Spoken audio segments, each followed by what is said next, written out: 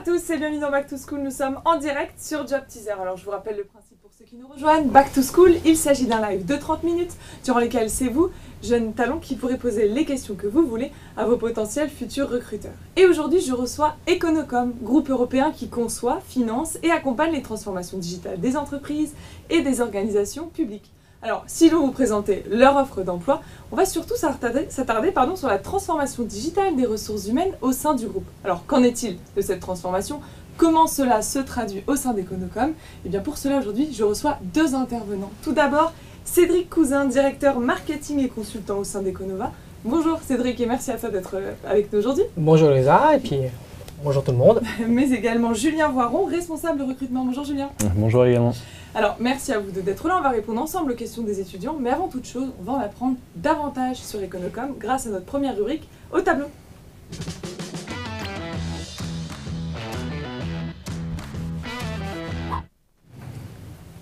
Alors, dans cette rubrique, c'est Julien qui va avoir pour mission en 2 minutes. Julien, que dis-je? Cédric qui va avoir pour mission en 2 minutes de nous expliquer à l'aide d'un schéma le concept d'usérisation au sein d'Econocom. Alors, Cédric, est-ce que tu es prêt? Tout à fait. Alors, je t'invite à me rejoindre. Tu vois, les craies sont là, le tableau est là. C'est à toi de jouer. C'est à moi de jouer. Bonjour à toutes et à tous. Donc, le concept de l'usérisation. Alors, comme vous devez tous le savoir, aujourd'hui, on vit une révolution digitale. L'innovation va très vite, elle peut être disruptive, elle touche tout le monde, elle touche les entreprises, elle vous touche, vous, à titre individuel. Elle vous touche également parce que vous avez le pouvoir. Vous avez le pouvoir de l'accepter ou de la refuser. À titre personnel, une application vous plaît, vous l'utilisez. Elle ne vous plaît pas, vous la supprimez. Donc, soit vous êtes heureux et vous l'utilisez, soit ce que l'on vous met à disposition ne vous plaît pas et vous le refusez. C'est binaire. Aujourd'hui, nous, chez Econocom, notre objectif, c'est justement d'apporter des solutions qui vont répondre aux besoins des utilisateurs, de leurs usages, et surtout qu'ils vont adopter vite. Parce que l'utilisateur a le pouvoir. C'est ça, l'usérisation.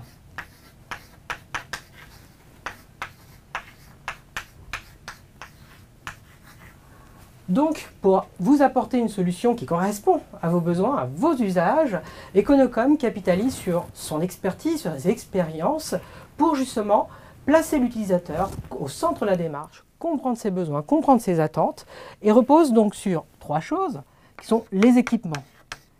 Quel est le bon équipement qui va correspondre à mon environnement de travail et à mes usages? Ensuite, on va retrouver les services. L'installer, l'intégrer, mais également développer l'application dont j'ai besoin et y accéder où je veux, à n'importe quel moment, dans le cloud et de façon sécurisée. C'est l'ensemble de ces services, avec un S. Et ensuite, vient le financement.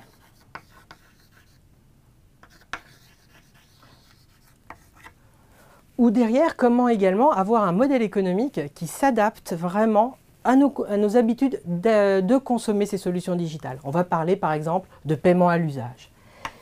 Et je dirais, c'est ce triptyque. Placer l'utilisateur pour le rendre bien sûr satisfait possible, pour lui proposer des solutions innovantes. Donc Econocom, pour répondre à tout ça, c'est quoi? C'est 11 000 collaborateurs présents dans 19 pays à travers le monde. Et aujourd'hui, Econocom représente 3 milliards d'euros de chiffre d'affaires. Parfait, merci beaucoup Cédric. On va pouvoir commenter ton schéma. Alors tu viens de nous expliquer ce concept d'usérisation où l'utilisateur est au centre de tout. Ma première question, c'est à quel point est-ce que c'est important ce concept au sein d'Econocom? C'est central. Notamment, là, c'est vrai qu'on voulait faire le point avec la partie DRH, mais c'est vrai qu'autant on remet l'utilisateur au centre finalement de l'entreprise, ce qui est encore plus vrai de ses collaborateurs. La DRH a besoin de remettre le collaborateur au centre de son entreprise et donc de lui apporter un service qui soit adapté à son besoin, au moment où il en a besoin et de la manière dont il en a besoin. Et donc c'est vrai que ça nous amène à devoir repenser un peu notre organisation et notre mode de fonctionnement. Cela va d'autant plus qu'aujourd'hui, avec le digital, chacun à titre personnel a la capacité à construire son propre environnement. Mon matériel, mes applications, ma façon de me connecter, quand je le veux, à n'importe quel moment. Donc finalement, ce que l'on a à titre personnel, on attend au moins l'équivalent dans l'entreprise, voire plus. Donc on a besoin d'avoir cette écoute, sachant que les gens travaillent, interagissent, collaborent de façon très différente. Donc c'est cette écoute qui nous permet justement de pouvoir adapter cet environnement digital aux besoins de chacun. Parfait, merci pour ces précisions. On va parler de la transformation digitale au sein de votre direction des ressources humaines. Alors, qu'est-ce qui a été mis en place concrètement? Quels sont les résultats aujourd'hui? Alors on est en cours déjà d'évolution sur ce point-là, mais c'est vrai qu'on est parti d'un constat assez simple au départ, et qui était d'ailleurs un peu révélateur de la situation. C'est que finalement moi je portais un besoin au recrutement qui était de me dire comment est-ce que je vais transformer l'expérience des candidats finalement au sein d'Econocom. Et puis j'avais une collègue qui s'intéressait à l'expérience des nouveaux collaborateurs finalement, et de comment est-ce qu'on allait, pareil, mieux les embarquer dans l'aventure Econocom. Et on a tous eu un peu cette envie de faire bouger les choses sans trop savoir comment. Et c'est là qu'on a fait appel notamment au conseil de Cédric, qui, à travers sa BU, fait pour nos clients cet exercice au quotidien. Voilà, chez nous, donc activité Econova, notre objectif, c'était de justement voir quelle était la meilleure expérience à apporter. Il n'y a pas une expérience recrutement, il n'y a pas une expérience onboarding, il y a mon expérience avec Econocom. À partir du moment où j'ai vu une annonce jusqu'au moment où je suis intégrée dans cette aventure. Donc quelle est l'expérience que je souhaite vivre? Il fallait la comprendre. Pour ceux qui ont une expérience, qu'ils ont été les irritants, qu'ils ont été les motivants, et derrière pour bâtir ce parcours qui peut être certes digital, mais pas que. Et pourquoi, pardon, je vais te poser la question suivante. Pourquoi c'est important de transformer l'expérience de travail d'un collaborateur? On est convaincu que lui apporter de la satisfaction au quotidien, c'est le rendre plus performant dans son travail et l'amener à être plus heureux aussi dans son environnement au quotidien. Et c'est bien souvent à la fois un besoin que nous, on éprouve, mais c'est aussi souvent nos collaborateurs qui sont à la base de ces sollicitations-là. Voilà. Comme le disait Cédric, la société se transforme, on le vit chacun dans son quotidien, on a envie de retrouver ces petites choses et cette facilité d'action qu'on a dans l'environnement professionnel. D'autant plus avec le déséquilibre entre la vie professionnelle et personnelle. On sait que c'est une frontière qui est de plus en plus ténue et qui n'est pas perçue de la même façon d'un collaborateur à un autre. Certains aiment bien travailler tard le soir.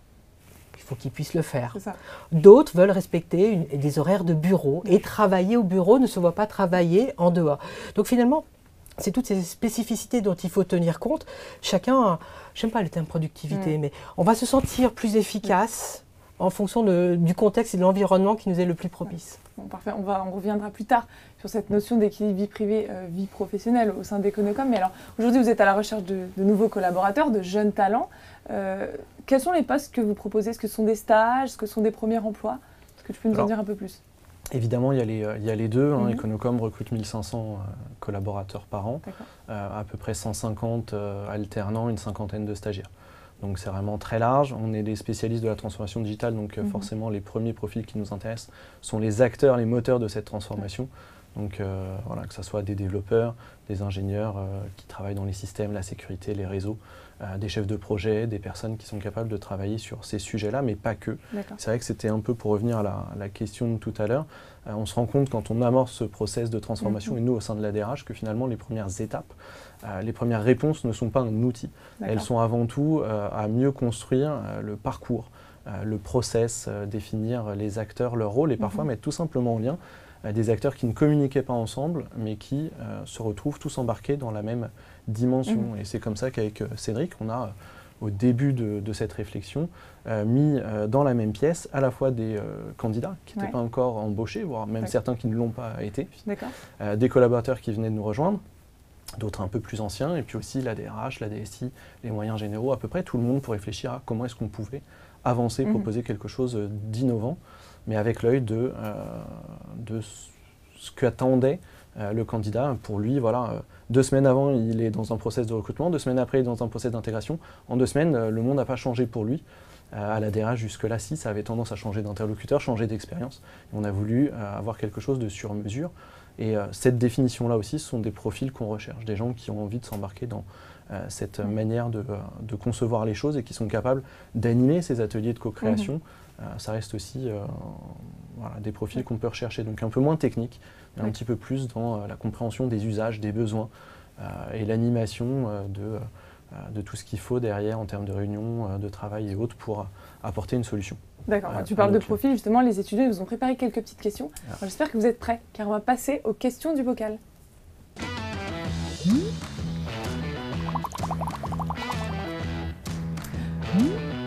Alors, Cédric et Julien, devant vous, vous avez 3 bocaux, questions qui piquent, questions RH et questions experts. Vous avez compris le principe. Qui veut piocher la première question? À moi l'honneur. Allez, vas-y. Hyper Allez, Cédric, sympa. c'est à toi. Allez, Au hasard. question RH. Question Tiens, RH. question Fais-toi RH. plaisir, une petite question RH, c'est sympa, je le prends pas mal. Vas-y. Alors, peux-tu Ouais. nous donner à tous 3 raisons pour lesquelles tu as décidé de rejoindre l'entreprise? Souvent, en plus, ça tombe bien parce que c'est ce que je dis. J'avais 3 raisons, en fait, pour arriver chez Econocom. Je cherchais à la fois à manager, je cherchais à sortir un peu de ma zone de confort en termes de recrutement. Ouais. Voilà, je suis recruteur à la base. Et je cherchais à entrer et à travailler dans un grand groupe. Et j'étais pas certain de pouvoir trouver une opportunité avec les 3 propositions. Et Econocom m'a proposé de faire les 3. Ok. Donc vraiment d'évoluer sur ces 3 points-là. Donc je dirais que ça m'a donné envie de les rejoindre, la confiance qu'ils mettaient en moi. Mhm. Et c'est souvent ce qu'on retrouve chez Econocom, effectivement, dans les propositions qu'on fait, on ne cherche pas un copier-coller. On cherche un potentiel.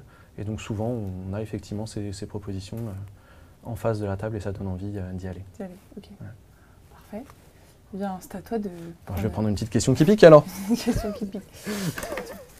Ah, vas-y, une question Ah. qui pique. Cédric, quelle est ta plus grosse boulette? Ma plus grosse boulette. Alors moi j'ai fait une grosse carrière dans le marketing et surprise un jour, donc mon téléphone sonne, je décroche et là une personne m'explique qu'elle a un problème avec son ordinateur. D'accord. Donc là un blanc et puis à un moment donné, bon bah c'est qui, il faut arrêter, c'est mon expression de déconner. Bon allez, la blague est super sympa et en fait ce n'était pas une blague, c'est que l'appel m'a été routé par erreur. Donc finalement je me suis excusé platement, la personne a compris, voilà, il y a une erreur de poste, que, en effet, mais pour te dire, je me suis vraiment senti vraiment mal à l'aise pendant la fin de journée. D'accord. T'as réussi à t'en sortir quand même? Très bien, la personne était très consciente, elle a tout à fait compris. En effet, un petit peu ce quiproquo, Ouais. mais c'est vrai que là, c'était pas simple. Mais c'est important, ça prouve aussi que les erreurs, ça fait partie du parcours. Oui, oui. Donc, c'est... Et puis bon. C'est ça pas la ferait seule. Hein. Voilà. Tu me connais, toi. Bon, eh ben, alors, je te laisse prendre la prochaine question. Tiens, je vais prendre une question expert pour toi. Ouais. Allez, vas-y, Alors, expert. je t'aiderai à répondre hein, si tu cherches un expert. Ah bah, quelles sont tes missions? Ok, donc je suis responsable recrutement chez Econocom, donc je passe mon temps à chercher les meilleurs talents. Et puis, comme je l'évoquais, je cherche aussi à améliorer nos manières de faire. Donc que ça soit en termes qualitatifs, mais aussi en termes d'innovation, qu'est-ce qu'on peut mettre en place. Ouais. Voilà, pour, on va dire, améliorer les échanges et les rendre un peu plus rapides et fun. Est-ce que tu recrutes sur les réseaux sociaux aussi? Forcément. Forcément. On y est sans arrêt. Mhm. Et puis, bah, on est aussi confronté parfois à de nouvelles méthodes de communication, donc ça fait plutôt plaisir. Bon, super. Bah, tu peux nous dire aussi tes missions, tant qu'on nous explique un petit Oui, oui. Alors, moi, mes missions aujourd'hui, c'est d'accompagner le développement de cette activité qui s'appelle Econova, en fait, qui est une start-up au sein du groupe. peu. D'accord. Donc, c'est une nouvelle activité qui s'est développée autour justement du conseil, autour de la transformation digitale et autour vraiment de ces démarches très human-centriques, qui comprend les besoins de l'individu, de l'humain. Donc voilà, ça d'ailleurs, c'est les gros avantages, les opportunités qu'apporte Econocom, c'est il y a un concept, une idée, et de pouvoir la développer, voilà, vraiment dans cet esprit de start-up. On est une quinzaine de personnes, et mon rôle, c'est certes le développement, marketing et commercial, et également, comme dans toute start-up, on touche à tout, j'ai été aussi formé en tant que consultant, et j'interviens, donc je suis intervenu en interne, et aussi sur beaucoup d'autres missions en externe. Ok, très bien, bah, c'est bien noté, merci. Alors, qui veut prendre la prochaine question? Bon, je m'y mets. Vas-y, Une fais-toi petite plaisir. question RH pour voir si tu t'y connais. En RH, oh là. Ok. Ah bah, quel conseil aurais-tu aimé qu'on te donne à 20 ans? C'était il y a 20 ans, C'était mais... il y a 20 ans. Je ne devrais pas dire ça parce que ça ne va pas te servir. Aïe. Mais négocie et réfléchis bien à ton premier salaire d'embauche. D'accord. Ça, c'est un point important parce que souvent, lorsqu'on démarre, on a tendance à... Voilà, même si on veut le poste, parce que le poste est très intéressant, très motivant, donc on le veut à tout prix et parfois on est prêt à faire certaines concessions. C'est très important quand même d'en tenir compte dans cette Comment on démarche. fait justement quand on veut négocier un premier salaire? Est-ce qu'on va se repérer sur Internet et regarder les fourchettes de salaire? Est-ce qu'on fait exprès de proposer une offre un peu plus large pour ne pas trop s'éloigner de ses prétentions? Moi, si tu veux bien répondre à ça, j'ai plus un message d'avertissement, je vois bien souvent. Surtout quand on est jeune diplômé et qu'on cherche son premier emploi. un des principaux réflexes, c'est de demander à ses copains. Alors, t'es payé combien? T'as trouvé quoi? Pour avoir des repères. Évidemment, mais les copains ne sont pas toujours les bons repères. Ils ne disent pas toujours la vérité. Et puis, il y a parfois aussi des copains qui trouvent bien, bien comme il faut, où il faut. Voilà, on ne peut pas toujours se calquer à ça. Les écoles ont tendance à donner aussi des éléments qui les valorisent, elles, et pas toujours, finalement, les employeurs Bien derrière. Donc, oui, bien négocier tout en étant conscient qu'il y a un marché sur lequel, quand on est jeune diplômé, on ne peut pas toujours déroger à la règle. Donc, il faut aussi, au bout d'un moment, savoir peut-être à soi quel est son minimum. Et oui, certainement, peut-être pas aller en deux ça, mais avoir une marge de manœuvre, c'est important. Et puis la différence d'une personne à une autre, il y a toujours les fameux hard skills, on peut tous sortir de la même école, on a le même diplôme. Maintenant, ce qui est important, c'est les soft skills, et c'est ça qu'il faut être capable de pouvoir présenter, valoriser. C'est un petit peu comme tu le disais tout à l'heure, c'est aujourd'hui mon sens du collaboratif, de la curiosité, de l'audace. Et ça également, un recruteur est sensible à ce genre de choses, et c'est pour ça que se comparer par rapport justement à une relation, ça peut être assez difficile, on n'a pas obligatoirement la même personnalité. Tu feras un très bon RH. Ah, peut-être quelque chose qui va... Peut-être que ça va germer, oui. Ça nous permettra de rebondir plus tard sur les formations en interne, mais on y reviendra plus tard. Ah ben Cédric, non alors Julien, c'est à toi. Ok. Ou Cédric, c'est comme vous voulez. Une question qui pique. Très bien, tu On m'aimes va pas se mettre toi. dans la difficulté. Et j'ai pas dit que j'allais te la donner. Attends, si tu veux. Combien de temps dure la pause déj? Bon allez, si tu veux, j'y réponds. Réponds à la question. Je réponse réponds. officielle. La réponse officielle, c'est plutôt 1 heure. Après, quand on est cadre, on fait un peu ce qu'on veut.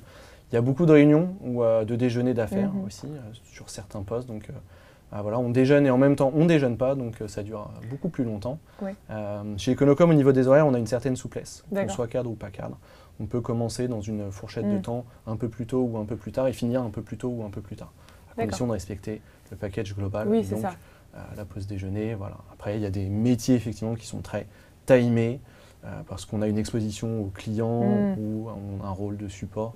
Voilà, on ne peut pas y déroger. Mais globalement, il y a quand même une gestion personnelle de son temps de travail. Oui, Oui, il y a cette souplesse et je trouve que c'est très très appréciable. Parce qu'en effet, on a des agendas qui bougent beaucoup et on est amené à travailler avec beaucoup de personnes. C'est-à-dire qu'on n'est pas siloté, on interagit avec beaucoup de personnes, voire d'autres services. Ouais. Je peux être amené à travailler avec des gens du juridique, de la finance, de la communication. Donc il faut réussir à trouver un peu des terrains d'entente. Et souvent, bah voilà, c'est des fins de matinée qui débordent un peu ou des débuts d'après-midi qui commencent un petit peu plus tôt. Donc voilà, mais cette souplesse nous permet d'être vraiment tranquille et de pouvoir mieux gérer un petit peu ce temps-là. Bon, très bien. Prochaine question. Vas-y, Cédric. Une question qui pique pour toi. Ok. On va Alors, toutes les faire. ouais. Et la cantine, elle est bonne? Alors, très bonne, parce qu'on. Alors après, ça dépend, parce qu'évidemment, on a plusieurs sites. Donc, en fonction de l'endroit où on va avoir un restaurant d'entreprise ou des tickets restaurants. Donc, je ne vais pas vous dire que l'expérience est pareille pour tout le monde, mais sur ce point-là, on est plutôt bien servi. Voilà. Très bien. Alors, une prochaine question. Allez, petite question expert. Tiens. Comment ta performance est-elle évaluée? Comment la performance? En fait, on a tous, comme dans beaucoup d'entreprises, on a tous des objectifs à atteindre. Ça ne va pas être surprenant de dire ça, mais on est mesuré sur l'atteinte de ces objectifs. Première chose, qui vont être très quantitatifs. Atteinte d'un chiffre d'affaires, par exemple. Maintenant, derrière, il y a du qualitatif aussi. C'est l'implication que l'on peut avoir, notre capacité à nous adapter également à certaines situations. À partir du moment où c'est mesurable, ça c'est toujours important. Qualitatif, on peut après... Donc ça doit être mesurable, ça doit être atteignable, mais on retrouve ces différentes composantes. Et c'est ça qui est bien. Ce n'est pas uniquement un objectif en termes d'atteinte de chiffre d'affaires. Ça touche beaucoup de composantes et sur des projets qui peuvent être des projets d'équipe. Voilà, au niveau de l'organisation de l'équipe, sur plein de choses. Donc, c'est ça qui est très, très riche. Et bien sûr, en effet, une fois que l'année est passée, on a un point avec son manager, comme partout, et voilà, on revoit l'atteinte de ses objectifs. Ça, c'est le point obligatoire, le point avec le manager une fois dans l'année. Est-ce qu'un jeune diplômé qui entre peut demander à faire plusieurs points s'il en a le besoin durant l'année? C'est le point obligatoire, c'est-à-dire que c'est effectivement un moment où on va parler de sa carrière. Bien sûr. On y réfléchit. Évidemment, son manager, en principe, est présent tout au long de l'année. On le voit toutes les semaines. Chez nous, on a ce qu'on appelle une réunion d'agence tous les mois. Donc, où le grand patron de la direction va redescendre les informations que lui-même a glanées de son patron. Voilà, et ça redescend en cascade comme ça, donc au moins en principe mensuellement on a cette réunion-là qui est plutôt collective mais qui permet de se tenir informé de ce qui se passe dans le groupe, des projets, des résultats, etc. Et évidemment on peut voir son manager à ce moment-là, tout est possible, on peut demander à son RH préféré un petit entretien. Voilà. Très bien. C'est assez souple, hein. Généralement dans les entreprises on préfère que les collaborateurs parlent d'eux-mêmes. Plutôt qu'ils se taisent à jamais. Pour ma part, je sais qu'il y a beaucoup de personnes qui sont comme ça aussi. Moi, je suis beaucoup pour l'informel. Ça veut dire qu'en effet, on fait des points et personne de ces équipes, on a un point hebdo, où est-ce qu'on en est sur les dossiers, ce genre de choses. Mais à un moment donné, tiens, j'ai une question à te poser, on va se prendre un café, on en parle. Je trouve que c'est toujours plus agréable, c'est toujours un peu plus détendu, on sort d'un côté très formel. L'idée c'est que, voilà, je ne vais pas dire on se sent comme à la maison, mais presque, voilà, on est une équipe, on travaille ensemble. Donc voilà, ta question sur un jeune candidat, enfin un jeune collaborateur dans l'entreprise, c'est ouvert. Déjà, notre devoir c'est de l'accompagner. Notre devoir, c'est de voir également quels sont ses besoins d'accompagnement, parce que, voilà, en plus, Econocom, c'est un groupe qui est important, il y a beaucoup de personnes, beaucoup de services, qui n'est pas simple, comme tout grand groupe. Donc, il y a besoin de ces accompagnements. Donc, on prévoit des choses, on les planifie, et puis on est ouvert également pour, justement, régulièrement, à sa sollicitation, pouvoir l'accompagner. Très bien, ça, c'est un bon point. Mais avant de pouvoir potentiellement voir son manager, il faut intégrer Econocom, et on va voir ça tout de suite dans la prochaine rubrique, l'entretien. J'ai une question à vous poser. Alors dans cette rubrique, on va aborder plusieurs points, mais notamment quelles sont les grandes étapes du recrutement au sein d'Econocom. Donc je me tourne vers toi, Julien. Tu peux nous dire comment se passe le principe de recrutement? Alors première étape, c'est déjà de réussir à postuler, ce qui est plutôt facile. Chez nous, on a une petite machine, vous téléchargez votre CV directement sur notre site et puis elle vous dit quel poste vous correspond le plus, elle vous fait des suggestions. Donc voilà, ça peut instantanément, c'est immédiat? Instantanément, c'est immédiat. Donc comme ça, voilà, une expérience déjà améliorée. Voilà, alors ça ne veut pas dire qu'elle ne se trompe pas de temps en temps, mais à la limite, bonne pioche, directeur général, allons-y, et on voit ce que ça donne. Donc en principe, ça marche assez bien, du coup ça permet de postuler rapidement. Derrière, on a effectivement un recruteur qui va appeler pour questionner, pour comprendre les motivations et dans les grandes lignes, le parcours du candidat. Ça peut s'adjoindre aussi d'une partie de tests qui se font en ligne. Donc là, on est vraiment dans une première étape où ça se fait à distance. Derrière, il faut l'échange. L'échange d'abord RH, qui est tourné essentiellement autour déjà de la compréhension des enjeux. Quel est le groupe, quel est le poste dont on parle, est-ce que les choses sont bien comprises. Donc revenir sur ces grands moments-là. On a d'ailleurs une petite présentation digitalisée sur tablette où on va vous dérouler vraiment toutes les activités du groupe et pas forcément se focaliser sur celles qui nous intéressent. L'important en termes d'engagement, c'est que tous les candidats qui viennent chez nous repartent avec le même niveau d'information. Ça ne veut pas dire qu'il ne faut pas être préparé, j'y reviendrai après, mais ça veut dire qu'on est aussi là pour rattraper le retard des uns ou des autres et en tout cas parler librement de l'entreprise, c'est important, du secteur dans lequel on est, du job. Et puis derrière, évidemment, on parle candidat et là, on revient sur les tests, notamment quand ils ont été effectués et plein d'autres choses. Si on valide ça, derrière, c'est la rencontre managériale, c'est le point fort, évidemment. Le manager, c'est souvent à la fois première raison qui fait aller dans une entreprise et souvent la première raison qui fait en partir aussi. Donc c'est vrai que c'est l'entretien attendu avec raison. Certainement un besoin derrière de validation de la direction, donc un troisième entretien. Voilà, on essaye de les regrouper quand c'est possible pour évidemment aller un peu plus vite et pas vous faire revenir sans arrêt. Ça prend combien de temps en moyenne à peu près? On va dire 5 jours entre chaque entretien et sur certains métiers où on s'est recruté vraiment très vite, ça peut aller beaucoup plus rapidement. En moins d'une semaine, ça nous arrive de recruter. Ça, c'est un point important parce qu'on est très proche, en effet. On a fait des recrutements avec Julien, pour les personnes qui sont dans mes équipes, et ça, c'est un point important. Il y a de vraies synergies. Ça veut dire qu'il y a déjà une très bonne compréhension, je dirais, de l'équipe RH sur ce qu'on attend comme profil et pas que sur les hard skills. Voilà, vraiment ce qu'on attend de la personne, quelle est l'entité dans laquelle il va travailler, quel est l'état d'esprit et qu'est-ce que l'on attend. Et ça, déjà, ça nous aide aussi beaucoup dans cette compréhension, en dehors du métier, mais du profil. Et ensuite, voilà, on les rencontre et on part moins sur de redescendre le CV et voir ce qui a été fait. Et quelque part, pour moi, c'est presque secondaire à cette étape-là, parce qu'on sait ce qu'a fait la personne, on connaît son passé, son historique, son savoir-faire. Maintenant, voilà, on est une petite équipe, par exemple, on voit notre cas, est-ce que ça va s'intégrer? Est-ce que ça va aller avec les autres? Est-ce que justement, il y aura des combinaisons? Est-ce qu'il va y avoir justement des complémentarités? Parce que l'idée, c'est pas d'avoir des clones et comment tout ça va fonctionner. Et ce côté humain est très important. Et c'est pour ça que dans tout le processus RH, vraiment, on arrive à couvrir cet ensemble-là et de façon fluide. Et ça évite également d'avoir un candidat qui peut être déçu à un moment donné, ou même le manager, l'opérationnel qui reçoit le candidat en disant bah non, finalement, le profil ne correspond pas. Non, à chacune des étapes, tout a bien été validé. C'est très important. Voilà. Pour moi, le premier conseil que je voulais donner à un jeune qui va en entretien, c'est déjà d'être lui-même. On n'est pas là pour réussir un examen. L'entretien de recrutement, c'est pas un examen, c'est pas ouf, je l'ai eu, super. Non, c'est je vais chercher un métier, mes futurs collègues, je vais passer plus de temps avec eux qu'avec ma petite amie, ma femme ou mon chien. Donc j'ai intérêt à les aimer, ça serait bien s'ils m'apprécient. Donc si vous commencez déjà à mentir ou à pas forcément donner toutes vos aspirations, c'est moins bien parti. Et donc si l'entreprise vous dit non derrière, c'est qu'il y a certainement eu des bonnes raisons pour le faire, parce que si vous êtes un talent, on va vouloir vous avoir.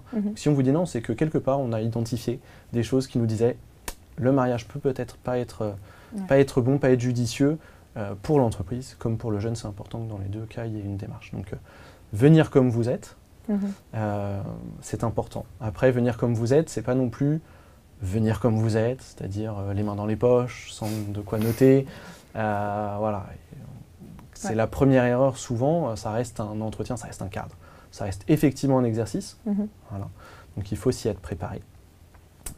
Mais il faut surtout venir avec un peu de notes, des préparations sur l'entreprise, certainement. Maintenant, le but du jeu, c'est pas d'avoir un robot qui va me ressortir les 3 grands chiffres qu'on a donnés tout à l'heure ou autres, je les connais.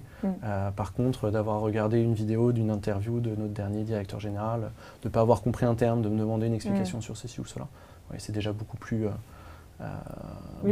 intéressant, même si ça commence par dire en fait, j'ai pas tout compris. Mais au moins, je sais ce qui est intéressant et on peut en discuter, ce sera toujours plus appréciable. Et puis, pas hésiter non plus à s'intéresser, je dirais, parce que souvent, quand c'est les premiers entretiens, on n'ose pas, mais qu'est-ce que peut m'apporter l'entreprise en termes social, qu'est-ce qu'elle peut m'apporter en termes de carrière. Enfin, il ne faut pas attendre qu'on pose la question, il ne faut pas hésiter, au contraire, montrer qu'on est intéressé, qu'on a envie d'évoluer, qu'on s'intéresse à la globalité de l'entreprise et des relations, et ça, c'est important aussi. Donc, le petit conseil que je pourrais donner aussi, c'est ça, c'est de ne pas hésiter, et en tout en étant transparent, quelles sont mes ambitions, quels sont mes projets. Bon, je crois qu'ils ont bien noté tous vos petits conseils. Mais maintenant, ça va être à vous de les convaincre de rejoindre Econocom. Et on va voir ça dans Pourquoi vous.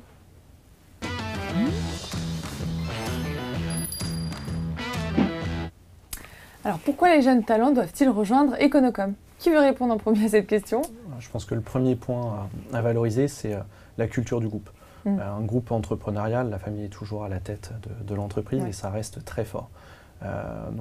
Qui dit entrepreneuriat dit audace, dit responsabilité, dit capacité d'initiative.